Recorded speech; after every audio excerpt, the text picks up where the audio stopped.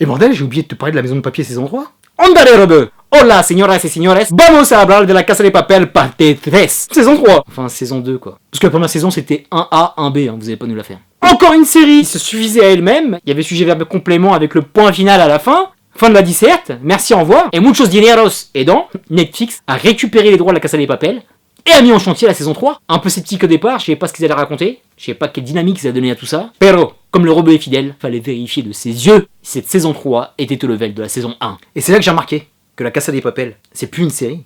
C'est un produit d'appel, c'est un produit marketing Netflix, star de Stranger Things ou d'autres. Parce que quand tu vois la communication par rapport à la saison 1, c'est un truc de fou. Je n'avais pas remarqué qu'il y avait une telle communauté de fans. On a entendu parler de la Casa de Papel depuis le petit teaser jusqu'à l'arrivée de la série, même après la série, avec toutes les promos qu'ils ont fait sur leur chaîne. Je m'attendais pas à ça, et il y a vraiment un public qui répond, il y a vraiment un public de fans, une fanbase importante, et en plus mondiale. Ils ont rajouté du muscle, et en fait je pense que maintenant cette série soit t'aimes ou t'aimes pas. Et moi bizarrement, alors que j'étais hyper sceptique sur la fin de la saison 2, pourquoi continuer? Eh ben j'ai sincèrement aimé. C'est pas son défaut, surtout au niveau de l'écriture, mais l'image est belle, ça envoie, c'est international comme je te l'ai dit. Les mecs se sont dispatchés, ça se passait au mois de juillet, ça donnait une petite colorimétrie de vacances. Certains étaient en Asie du Sud-Est, d'autres en Amérique du Sud, d'autres au large du Panama avec cette magnifique île et le petit culo de Tokyo.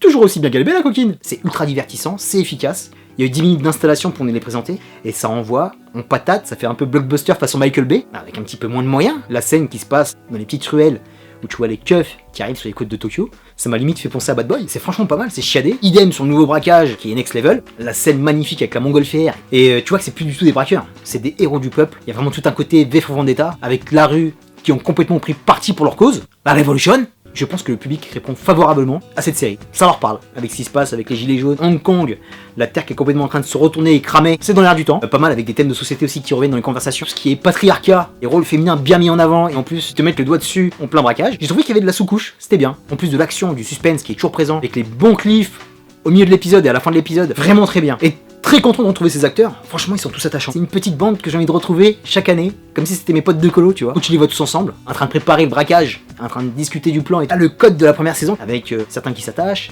certains qui se détachent, certains qui se révèlent être in love. Et ils ont aussi très bien ramené Berlin, avec le flashback, bien développé son lien avec El Professor, donc bien renouvelé le casting. Rodrigo de la Serna, qui est plus qu'à son aise. Les enjeux, les interactions sont présentes. Au niveau de l'adversité, tu vois aussi toutes les conséquences qu'ont eu le premier braquage par rapport à la policia, parce que les mecs sont complètement traumatisés. Qui fait aussi comment a fait Arturo pour rebondir de ce qui s'est passé par rapport à sa bande. Franchement bien vu. Gros clin d'œil à Breaking Bad avec le camping-car, et ça lui donne un super bon côté arrière-pays espagnol. Et c'est 8 épisodes, je les ai pas vus passer. J'ai passé un franchement bon moment. Ça va à toute vitesse. À la fin, il te laisse avec un super cliff, avec un drame. Je fais de spoil. Pressé de voir la partie 2 par rapport à ce qui va se passer. J'ai oublié de te dire, du côté adversaire, ils ont ramené un personnage, une nouvelle keuf terrifiante, enceinte, qui a l'air d'avoir de la ressource. Ça fonctionne super bien par rapport à cet univers. Parce que là, mon gars, le braquage, il va pas se faire si facilement que ça. Ça les papels. Il y a vraiment cette touch européenne, cette touch espagnole. Il y a de la personnalité, une personnalité qui est ibérique, qui est ombrageuse. Les acteurs sont toujours aussi à l'aise et touchants. Ils jouent avec El Fuego de Corazón. C'est à peu près tout. Maintenant, nous allons passer en démo zone. Il y a des choses qui ne changent pas dans la Casa de Papel, c'est limite un code. Il y a le code de la chanson, ça c'est toujours marrant. Mais le personnage de Tokyo, j'aime beaucoup qu'elle dans la série, y a pas de problème. Pero, amigo, j'ai rarement vu una puta comme elle, parce que tu sais que c'est elle qui va foutre la merde, et comme d'habitude, c'est Tokyo qui a foutu le dawa. Elle ne peut pas s'empêcher. C'est parti en couille à cause d'elle. Il y a eu les conséquences et bien sûr le plaisir qu'on a à suivre ces épisodes. Et elle est vraiment insupportable. Purée. Et en plus, ce qui se passe par rapport à Rio qui se fait choper, et ce qui se passe dans les épisodes après, mais c'est vraiment une pera numéro uno. C'est un truc de fou, elle. Tokyo, joder! Et ensuite, c'est plus du tout un clin d'œil, il y a vraiment un côté Prison Break qui n'est plus à démontrer parce que tu sais qu'il va se passer certaines choses et comme ils ont plusieurs coups d'avance, ils ont le cerveau du professeur, tu sais qu'ils vont s'en sortir, même si ça fait plaisir qu'ils s'en sortent parce que t'as envie qu'ils s'en sortent. À un moment, il faut trouver une alternative parce qu'ils vont tomber sur les mêmes défauts que PB. On aimait tous la première saison de Prison Break, après c'est parti en couille. T'as une bonne série avec des bons persos, avec une bonne histoire, ça se tient. Après tu vas tomber dans la facilité et tu vas rester dans un code et tu vas perdre ton public. Dans moi. Ensuite, le braquage, c'est très bien, ils montent de level, ils vont choper quelque chose de plus important, etc.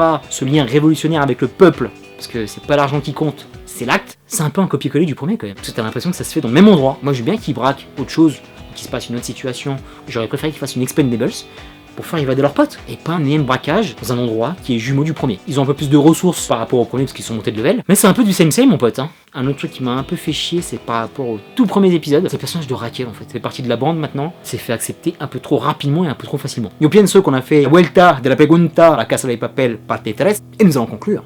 Pour conclure sur la Casa de Papel, une série qui est finalement chère à mon cœur, je m'attendais pas du tout à ça. Je m'attendais à la saccager, et finalement c'est bien passé quoi. J'ai trouvé ça beaucoup plus agréable à suivre que certaines séries pour pas les nommer. Stranger Things, que je regardais en même moment, et ça passait bien, c'est vraiment une série calibrée été, pas la meilleure série du monde, pas une grosse série Netflix, c'est agréable, il y a cette toca española qui fait vraiment du bien. Es un viento de frescura. Yo te he dicho, a la próxima video, vaya con Dios amigo.